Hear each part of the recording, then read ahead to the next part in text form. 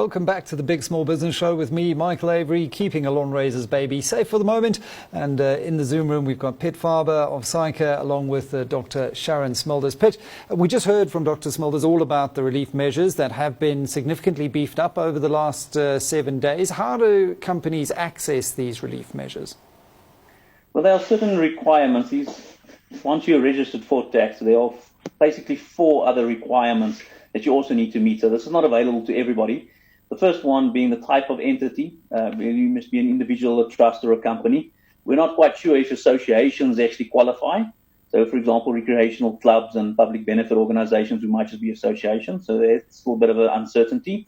Then there's also a threshold of 100 million rand. So your actual gross income must be 100 million rand. But this is a forward-looking test. So we're looking at your financial years ending between April this year and April 2021. So hopefully it will bring, with all the losses that most entities will suffer, that'll bring actually a lot of businesses into the scope as well.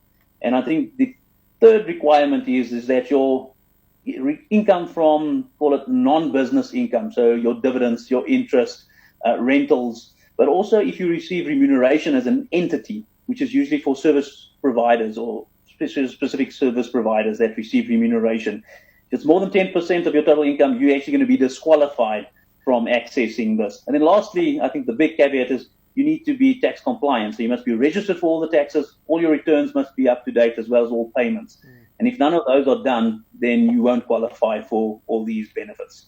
But as you said, Pieter, a wonderful opportunity for the receiver to bring more people into the tax net. There has been some confusion around UIF and the TERS benefit and the various formula that have been used to calculate exactly what that is. Can you just clarify how one goes about accessing the UIF TERS benefit?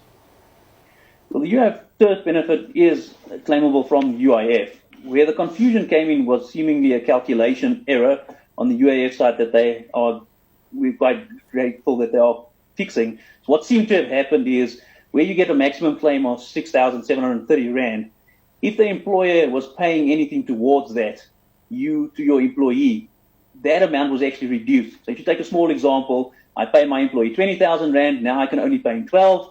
I was expecting to get the full 6,000 differential from the UIF.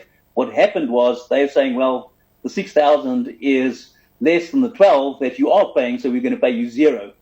And that left a lot of employers quite worried. But that seems to now be fixed, that they will now actually top up the 12,000 in the example with the 6,000 Rand.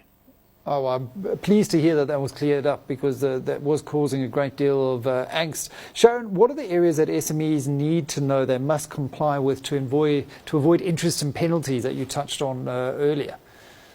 Well, yeah, definitely. I mean, the big thing is that no extension of time has been given for submitting your tax returns and payments. So other than those that we have given relief for that I've mentioned, all your VAT returns, etc., have to be in on time, no relief provided there whatsoever.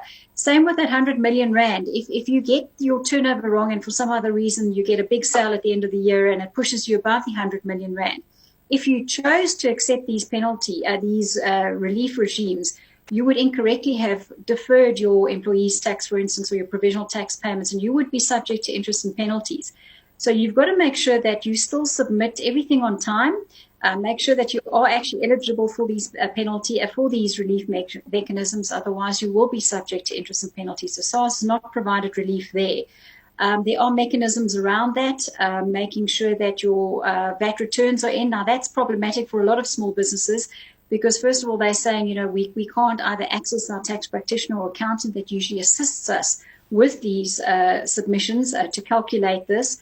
And that's where SAICA has come in and has requested that accounting and tax practitioner services be regarded either as an essential service. And we did a submission on Monday, yesterday, to make sure that they bring in these services to assist these small businesses to be compliant. Because if you're not compliant, you cannot access any of these relief mechanisms or the funding that is provided for small businesses. So having correct financials, making sure that you don't have interest and penalties, that everything isn't on time, make sure you're tax compliant is critical to access the relief mechanisms.